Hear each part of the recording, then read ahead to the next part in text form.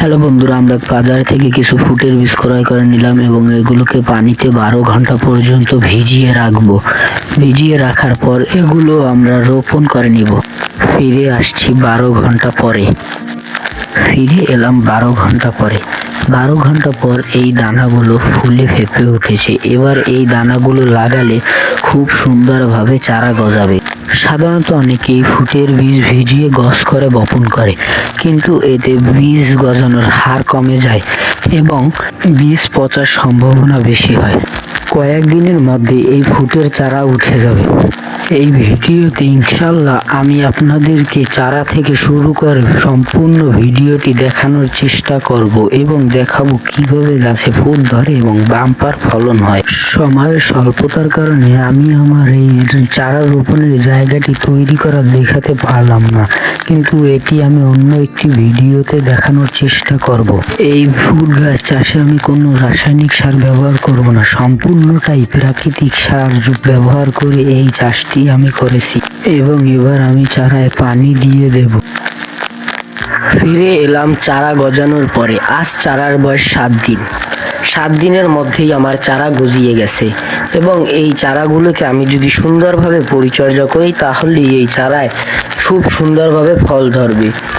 এবার আমি এই চারাগুলোর গোড়ার মাটি আলগা করে দেব, তাহলেই গাছের শিকড়গুলো বৃদ্ধি পাওয়ার চেষ্টা করবে। তারপরে আমি সামান্য কিছু পানি দিয়ে দেব। পানি দিলেই এই গাছগুলো সুন্দরভাবে বলতে শুরু করবে। তারপর আমি যে সার ব্যবহার করব তা আমি দেখানোর চেষ্টা করব।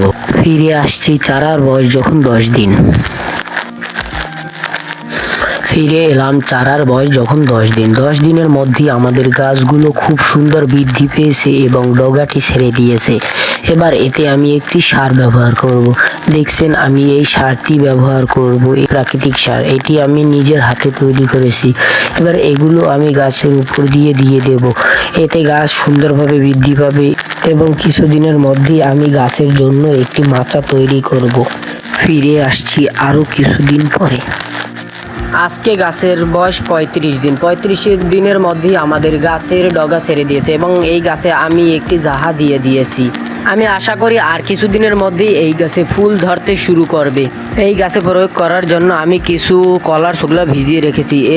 কলার শুকলা 7 থেকে 8 দিন ভিজিয়ে রাখতে হবে যাতে এর ভেতর থেকে কষ বেরিয়ে আসে। কলার শুকলা দেওয়ার ফলে গাছের খুব সুন্দর ফলন হয় এবং অনেক ফুল ধরতে শুরু করে। ফিরে আসছি আরও কিছুদিন পরে।